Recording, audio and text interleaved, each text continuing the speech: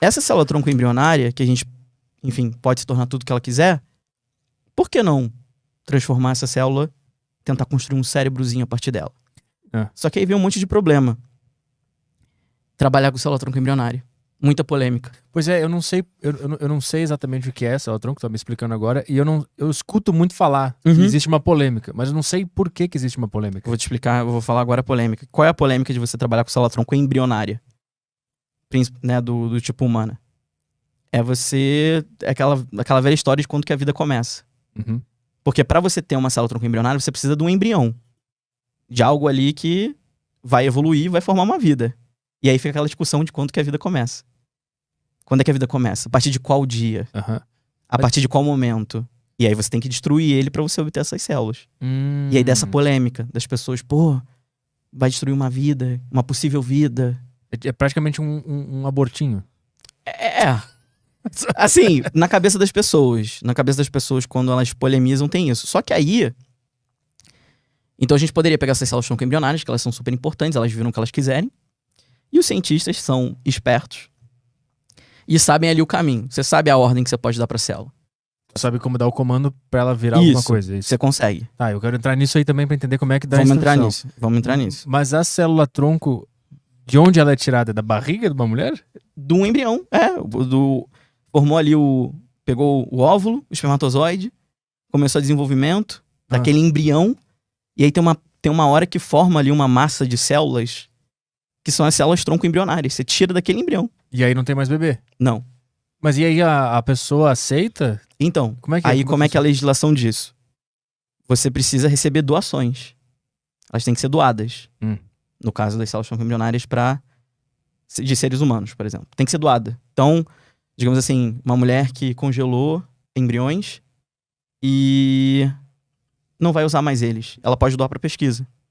Daí vem os cientistas, pegam, obtêm essas células e fazem os testes. Tá, mas então não precisa existir ali a fecundação para gerar essas células. Elas já estão na mulher. Não, precisa. Precisa. Isso precisa ter acontecido. Então como assim? Então ela transa, fala bem claro, ela transa, o cara goza dentro e ela congela isso aí? Então, essas células, elas vêm, por exemplo, de fertilização in vitro.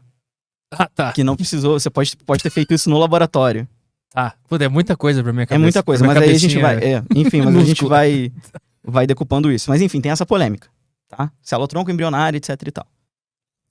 Já que ela pode se tornar tudo o que ela quiser, e os cientistas, eles conseguem, digamos assim, ordenar essas células para fazer o que elas quiserem.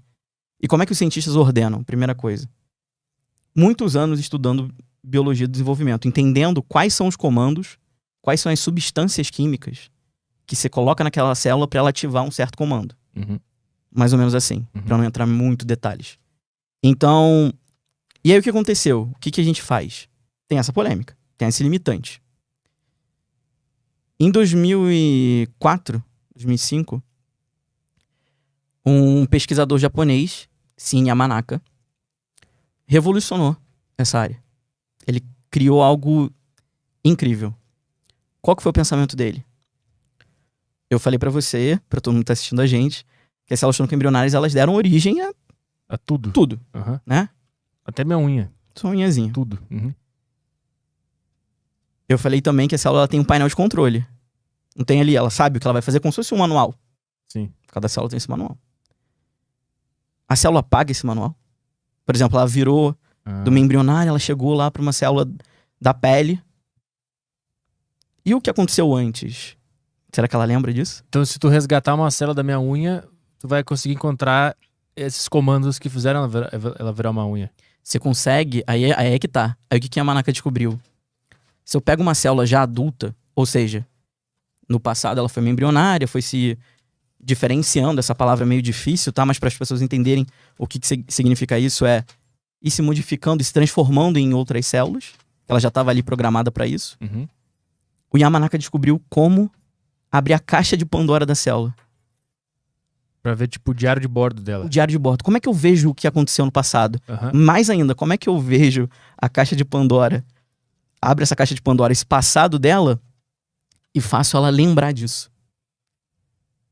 Então, o que o Yamanaka fez, que ele desenvolveu uma técnica muito incrível chamada de reprogramação celular, foi pegar uma célula já adulta, abrir a caixa de Pandora dela, fazer ela lembrar como é que ela era no passado e fazer ela voltar no tempo.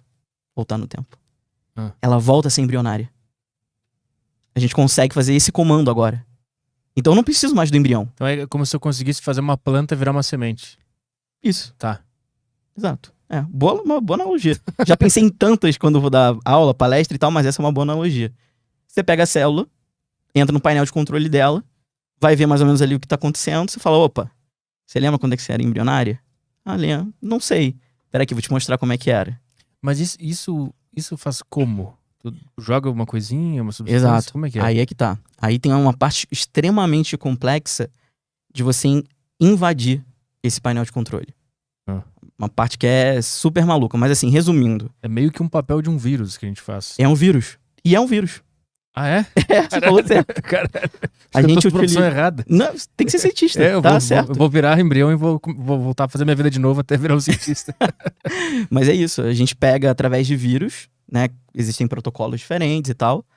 Que você consegue acessar esse painel de controle, essa parte antiga dela e ativar essas outras partes que estavam de forma inativas, né? Que ela não usava mais, ela não era mais uma embrionária. E a gente tem um nome para isso. O nome para uma célula se tornar, digamos assim, o que ela quiser, o nome disso na biologia é pluripotência. Vem de pluri de muitos, né? E potência vem de capacidade. Potencial, né? Do potencial dela se transformar em outras coisas. Então, o que a gente faz nessa técnica de reprogramação celular, que o Sim Yamanaka foi o líder dessa pesquisa, é invadir esse painel de controle, abrir essa caixa de Pandora, relembrar a célula como é que era para ela voltar a ser o que ela já foi em algum momento da vida dela, e com alguns comandos, através, como por exemplo, como eu falei para vocês de um vírus, que você consegue invadir a célula mesmo, se ativa isso tudo, e a célula simplesmente começa a se transformar. Ela começa a se transformar mesmo. Mas aí não tem outra coisa que eu tô pensando agora, tu não tem que programar esse vírus pra ele fazer o papel, e aí você tem que... Aí é uma confusão. É uma coisa doida, mas sim, você precisa fazer com que o vírus saiba aonde agir e o que fazer. E aí, então o ser humano, ele cria um vírus... Isso. Pra invadir uma célula e fazer ela voltar a seu estado embrionário. Isso, que a gente chama de célula-tronco pluripotente induzida. E isso tu pode pegar de qualquer pessoa, tu pode raspar agora da minha pele e fazer isso. Exato. E o Yamanaka, ele começou, né, fibroblastos, que são células da pele, células epiteliais. E aí, com os anos, isso foi evoluindo. Isso foi um marco na área de célula-tronco como pesquisa total. Porque você imagina, até o momento você precisava da embrionária, né? Agora você consegue criar a partir de uma pele. Você não precisa mais do embrião. E essa célula, ela é muito parecida. Assim, aí a gente está estudando hoje cada vez mais para tentar entender as diferenças entre uma embrionária de fábrica, original, zero bala, e uma que foi reprogramada. Elas são muito similares. As características, a forma como elas vão se desenvolver, vão se tornar outras células. E se diferencia no quê, as duas? No que você quiser. Não, mas ela... Tipo assim, a original lá, ela é um pouco melhor? Então, a gente ainda não encontrou isso muita diferença. Não encontrou diferença? Tem lugares que mostram que elas, às vezes, elas podem se transformar mais rápido do que uma que você reprogramou. Só que isso ainda vai divergindo de protocolo para protocolo. Mas, em teoria, elas são muito similares. Então, se uma célula tronco embrionária, no final, ela ia se transformar num neurônio, uma célula do cérebro, a pluripotente induzida também. Faz a mesma coisa. Então isso acabou com a polêmica de célula-tronco? Isso acabou para as pessoas que trabalham com isso. Você não precisa mais entrar nessa polêmica. Agora, o que fica, de fato, a questão é o quanto elas são parecidas e será que essa intervenção, por exemplo, com o vírus, será que isso causa algum efeito negativo na célula a longo prazo? Sim. Se conseguisse criar uma pessoa completa a partir desse vírus, exato, a gente ia ver se ela não ia começar a comer tecido em algum momento, sei lá. Ia matar uma pessoa na rua e virar um zumbi. Então, a gente ainda não sabe muito bem isso, mas o que a gente sabe é que com os protocolos que a gente tem hoje em dia, a gente consegue obter praticamente qualquer célula.